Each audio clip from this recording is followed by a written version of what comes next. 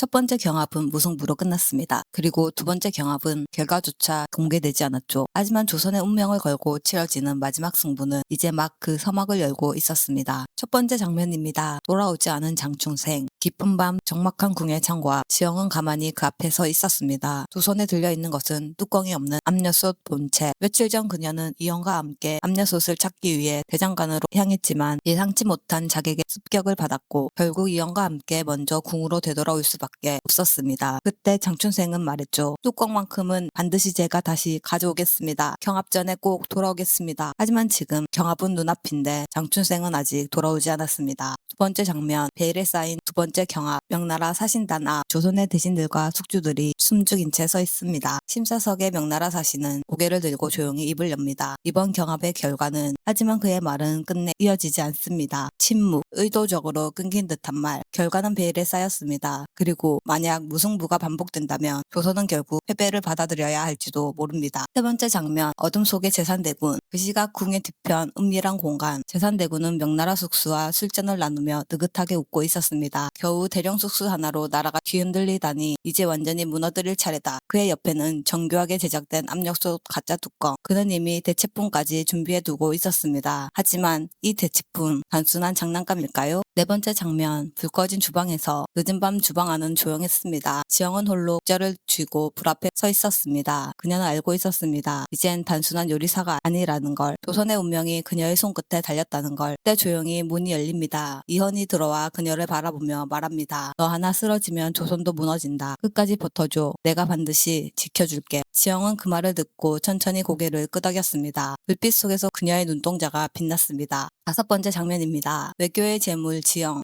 궁의 회의 시 명나라 사신이 조선 대신들에게 뜻밖의 제안을 던졌습니다. 대령 숙수 지영을 우리 명나라의 공유로 보내주시지요. 순간 방 안의 모든 숨소리가 멈췄습니다. 지영은 이제 조선의 대표 숙수가 아니라 외교의 도구로 내몰리려 하고 있었습니다. 한 그릇의 요리를 지어 조선을 지켜낸 여인. 이제는 그 존재 자체가 타국과 협상 카드가 되어버린 것입니다. 여섯 번째 장면, 이연의 분노와 선택. 늦은 밤 이연은 서재에서 홀로 앉아 있었습니다. 책상 위엔 지영의 공유 파견 문서 초안이 놓여 있었죠. 그는 말없이 그 종이를 찢어 불 속에 던집니다. 나라를 위해 사람 하나 버릴 수 있다면 나는 그런 조선 지킬 이유가 없다. 이연의 말은 낮게 울렸지만 그 속엔 깊은 결단이 담겨 있었습니다. 일곱 번째 장면, 제산대군의 마지막 계략. 제산대군은 깊은 암실에서 금속 거울 두 고를 꺼내 들고 있었습니다. 그 거울은 과거의 한을 비추고 원한의 기운을 현실로 끌어내는 금지된 도구. 그 여인, 운명을 바꿨다고 착각하지 마라. 운명은 내가 정한다. 그는 부고를 향해 주문을 속삭이며 무언가 어둠 속의 존재를 깨우려 하고 있었습니다. 여덟 번째 장면, 어머니의 편지. 지영은 오래된 상자를 열었습니다. 그 안에는 어머니가 남긴 편지 한 장이 고이 접혀 있었습니다. 지영아, 세상의 칼끝 앞에 서는 날이 오더라도 누군가의 손을 붙잡지 않아도 돼. 네 마음이 말하는 길을 따라가렴. 그게 너만의 운명이란다. 그녀는 조용히 편지를 가슴에 안은 채 고개를 들었습니다. 누구의 딸도 누구의 그늘도 아닌 지영. 그녀는 이제 스스로의 이름으로 운명을 마주하기로 결심합니다. 아홉 번째 장면입니다. 장춘생의 귀한 새벽녘 궁의 안개를 들고 누군가가 걸어옵니다. 피투성이가 된 옷, 그리고 품에 안은 것은 바로 압력솥의 뚜껑. 장춘생이 돌아온 것입니다. 그는 숨을 헐떡이며 지영 앞에 무릎을 꿇고 조심스럽게 상자를 열었습니다. 지켜냈습니다, 대령 숙수님. 이 뚜껑만은 꼭 지켜야 했습니다. 지영은 말없이 고개를 숙인 채 눈물을 삼켰습니다. 누군가는 싸우고 누군가는 버티며 누군가는 목숨을 걸었습니다. 이 뚜껑 하나가 조선의 운명을 쥐고 있었으니까요. 열 번째 장면, 세 번째 경합의 시작. 드디어 세 번째 경합이 시작됩니다. 불 앞에 선 지영과 명나라 숙수. 그들의 눈빛은 불꽃만큼이나 뜨겁고 단단했습니다. 지영의 앞에는 막 완성된 압력솥이 조용히 놓여 있었죠. 그녀는 국자를 들어 올리며 마지막으로 어머니의 손길을 떠올립니다. 이번엔 누구를 위해서도 아닌 나 자신을 위해 지어내는 요리입니다. 한 그릇의 음식 속에 조선 전체의 운명이 담기기 시작했습니다. 11번째 장면, 이연의 선택. 심사석 뒤편, 이연은 조용히 지영을 바라봅니다. 이제는 약하지도 누군가에게 지켜지기만 하는 존재도 아닌 스스로의 길을 걷는 사람. 그게 지금의 지영이었습니다. 그는 속으로 중얼거립니다. 이젠 내가 내가 널 지킬 필요 없어. 대신 네가 선택한 길을 누가 뭐라 해도 나는 끝까지 지지하겠다. 그의 결심은 조용하지만 단단했습니다. 그리고 마지막 장면입니다. 열린 결말. 심사관이 수저를 들려는 순간 아메라는 지영의 얼굴을 클로즈업합니다. 이현은 조용히 일어나 심사 결과를 발표하려 하지만 그 목소리는 영상에서 들리지 않습니다. 나레이션이 흐릅니다. 앞녀솥의 뚜껑은 돌아왔습니다. 경합은 시작되었고 선택은 각자의 몫이 되었습니다. 지영은 공녀로 떠날 것인가? 이현은 끝내 무엇을 택할까? 그리고 조선의 운명은 어디로 흐를 것인가? 폭군의 셰프, 이야기는 아직 끝나지 않았습니다. 다음 이야기도 궁금하시다면 좋아요, 구독, 알림 설정 꼭 해주세요. 지금까지 보통의 드라마였습니다. 감사합니다.